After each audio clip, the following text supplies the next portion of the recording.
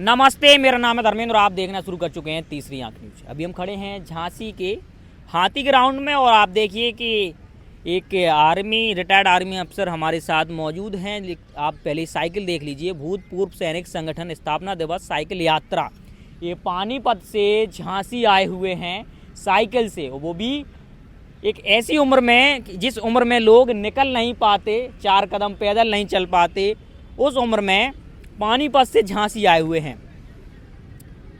Sudeep Sangwan, doctor Sudeep अच्छा, सागवान, squadron leader doctor Sudeep सागवान। सर स्क्वाड्रन लीडर जी स्क्वाड्रन लीडर डॉक्टर सुदीप सागवान। कहाँ से आना हुआ सर मैं पानीपत से? नहीं, पानीपत से और 27 किलोमीटर और आगे से, लेकिन पानीपत का नाम इसलिए आया कि पानीपत में ही हमारा एक सैनिक भवन बनने जा रहा है। तो उस सैनिक भवन के लिए आपको मैं बता देता हूँ कि जैसे कृष्ण सुदामा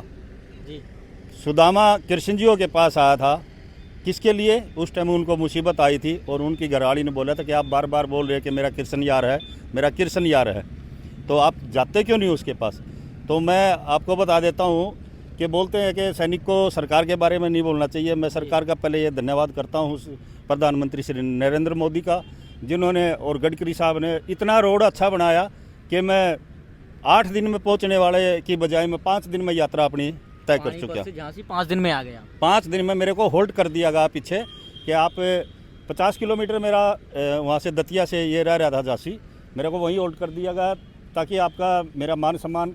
अगले दिन 9 बजे का टारगेट दिया हुआ था, लेकिन मेरा टारगेट था 28 तारीख को पहुँचना और मैं 25 तारीख को अपनी यात्रा ख़त्म करना चाहता, समापन करना चाहता था।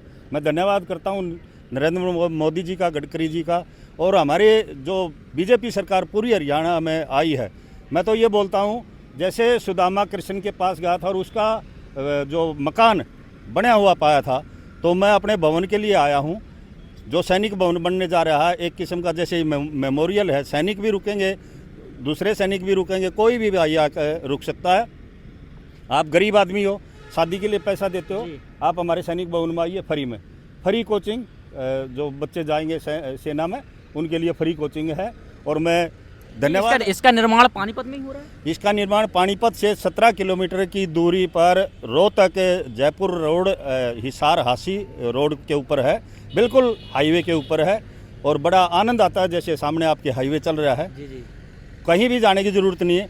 और हमारा वहाँ पे टैक्सी का काम करते हैं हमारे पोते, जो है एक तो शिटू है और दूसरा प्रधान, मेरे नेक्स्ट फॉर प्रधान है रोहतास जागलान इसराना से। वो आपको कहीं भी आप कॉल करोगे, मैं उनका नंबर दूंगा, आपको फ्री वहाँ ले जाने की वो करेंगे। अगर आप ट्रेन से आते हो, बस से आते हो, वो फ्री ले जाने की। और मेरे के अंदर ये जज्बा, मेरा पोता है बड़े भाई का लड़का, उन्होंने जगाया कि मेरा भाई जो 2 लड़ाइयाँ लड़ चुका है पानीपत की, वो भगवान के चरणों में चले गए हैं, सूरजभान शर्मा। और वो बोले, मेरा पोता बोला कि दादा साइकिल तो मेरे दादा बड़े भी चलाते थे, 4 किलोमीटर आते थे, चले जाते थे, दादा काम तो करना, तो ऐसा करना जो सबको नजर आए। तो मैं आज काम अपने पोते के क्या संदेश आप देना चाहते? मैं अपने पोते चाहता हूँ कि पोते, मैंने आपको हरियाणा नहीं, पूरे ऑल इंडिया ओवर में मेरे अफसर भी 102 के सभी बोल रहे हैं, आप भी बोल रहे हो, जो रास्ते में आ रहे बच्चे वो सेल्फी ले रहे हैं और वो अचरज मान रहे हैं कि इस 65 साल की उम्र में आप और बगैर खाना खाए। आपको बताता हूँ, तो टोटल में 5 या 6 दिन में बड़ी मुश्किल से 10 या 12 रोटी खाया होगा। 120 किलोमीटर की यात्रा मुथरा से ग्वालियर तय किया मैंने, 103। खाना नहीं था, जिसने पैक करके दिया वो खाना अगले बगैर खाना खाए यात्रा मैंने आपके पास आया हूँ। सुरक्षित हूँ जैसा भी हूँ। और ये बोलते हैं कि 65 साल का आदमी नहीं कर सकता। और पक्ष और विपक्ष भी होता है, हमारे अंदर भी पक्ष विपक्ष है। आपको मैं बता देता हूँ, मेरा ही सैनिक है, वो अभी आएगा, वो बाई ट्रेन आएगा। उनका कहना है कि ये साइकिल तो जो बराबर से हाईवे पर ट्रक निकल जाता है, उसकी हवा से ये साइकिल चलता है। विपक्ष का कहना है। जो रिजाई के अंदर मैं बैठा हुआ है, मैंने बोला भाई मेरे 3 ड्रेस है, मैं साइकिल से जाऊंगा, सर्दी का मामला, मैं साइकिल से अपने कपड़े ले जाऊंगा। 3 कपड़े मैंने जो आगे जाके पहनने, वो 3 कपड़े ले आना। उस विपक्ष का कहना है अगर भारी नहीं होंगे तो मैं ले जाऊंगा। तो हमारे हरियाणा में बोलते हैं कि कोई घाघरी थोड़ा ना हमने भेजनी है भाई, जितनी भारी है घाघरी नहीं भेजनी, हमने 3 ड्रेस भेजनी। वो विपक्ष का कहना है कि वो 3 ड्रेस के लिए भी मना कर गया। ये हमारे अंदर भी चलता है, पक्ष विपक्ष। मेहनत मैं कर रहा हूँ, लेकिन जलने वाले जल रहे हैं। अरे जलो मत, रीस करो, जलो मत, काम करो, काम करके दिखाओ, आपको ऑटोमेटिक पब्लिक देखेगी। बोलते बीजेपी सरकार ने क्या किया, पब्लिक देख रही है। मेरे हरियाणा में दोबारा से नहीं, तिबारा से नहीं, और मेरा एक जो बोलते हैं कि छक्का मार दिया, चौका मार दिया। मैं कृष्ण लाल पवार जी हैं, वो नो भी बोल दोगे ना, आगे बोल रहे नो चलेगा, 6 के बाद नो भी होगा, और नो का भी मारेगा।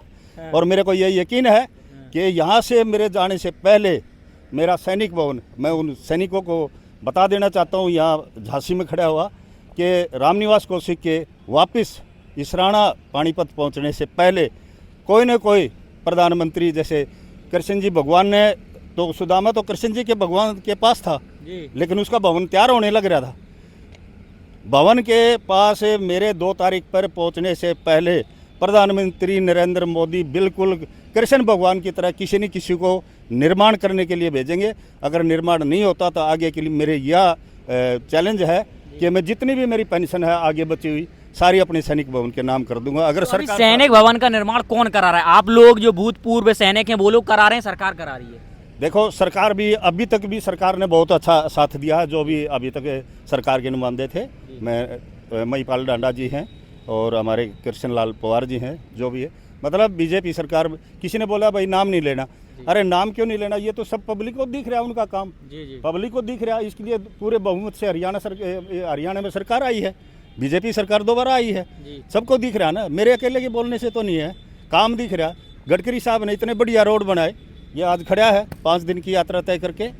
और मैं तो ये कहता हूँ कि आगे ऐसे ऐसे रोड, टोल से हमारे को परेशानी नहीं, पैसा देते हैं हम टोल पर, परेशानी नहीं है, क्योंकि अभी हमारा उधर है, हाँ सड़कें इतनी अच्छी बना दी कि हमारे उधर से हाईवे निकल रहा है कटरा, जम्मू कटरा 6 घंटे के अंदर पार करेंगे, 6 घंटे के अंदर।